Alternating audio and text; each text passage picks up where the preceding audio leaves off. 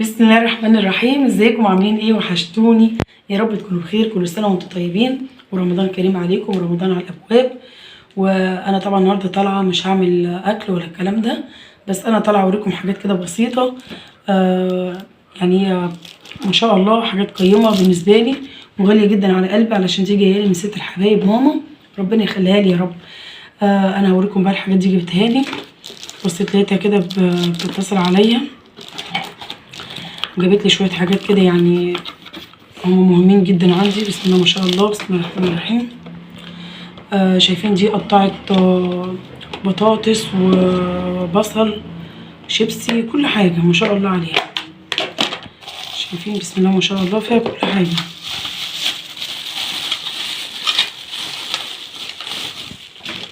شايفين ما شاء الله كل حاجه، يعني مفيدة جدا.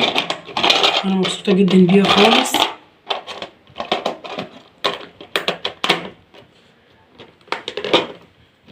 شايفين متعددة الاغراض ما شاء الله عليها.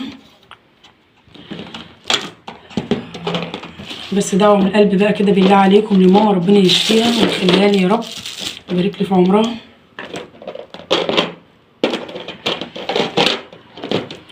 دي طبعا كلنا عارفينها، دي الشياطة جميلة جدا. يعني في حاجات والله العظيم انا بجد ما كنتش يعني فاكراها قوي، بس ربنا يخليها لي يا رب جابتها لي. ده هون عجبها بقى، انا عندي بس هو عجبها، ربنا يخليها لي. بسم الله الرحمن الرحيم. عايزه اقول لكم بس كده وانا بفرجكم على الحاجات دي، انا عايزه اشكر حد على القناه، يعني وزي اخويا بالظبط، هما اتنين الحقيقه. زي اخواتي بالظبط، ربنا يخليهم لي. سامر الحنين وتربيه الدواجن مع ستيف ومصطفى، يعني بجد راجل محترم، ناس محترمه جدا، دايما فاكراني ودايما بيدخلوا معايا. شكرا من قلبي، ربنا يخليكم ليا ويديمكم في حياتي، وكلكم على راسي والله العظيم. ده بقى طقم سمك، شايفين بسم الله الرحمن الرحيم ما شاء الله. ده السرفيز الكبير، ده طبعا بيتحط فيه رز بالجمبري، الكلام ده كله. بسم الله الرحمن الرحيم. ومعاه كمان 6 اطباق من السمك، شكلهم تحفه ما شاء الله. شايفين بسم الله ما شاء الله.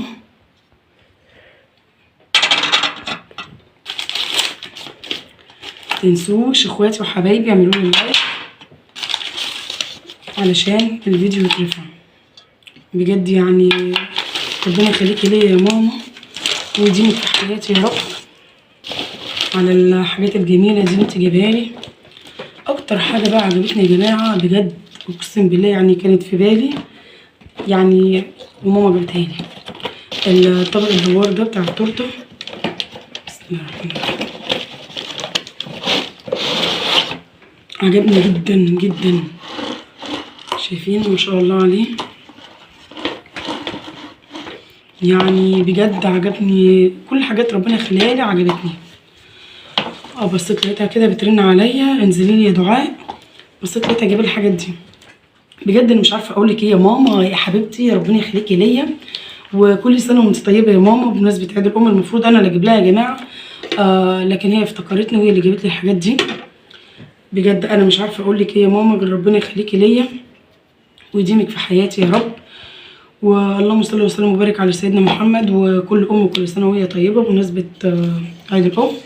وبقول لكم كلكم اخواتي وحبايبي على راسي، كل سنه وانتم طيبين ورمضان كريم. اللهم بلغنا رمضان لا فاقدين ولا مفقودين ان شاء الله. واشوفكم على خير بفيديو جديد ان شاء الله.